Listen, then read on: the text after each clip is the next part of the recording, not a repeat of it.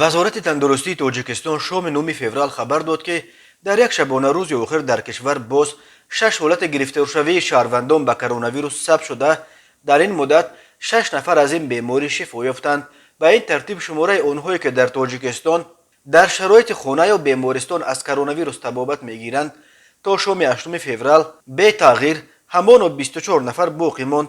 در اول ماه شماره گرفتاران کرونا ویروس تا 80 نفر شده بود.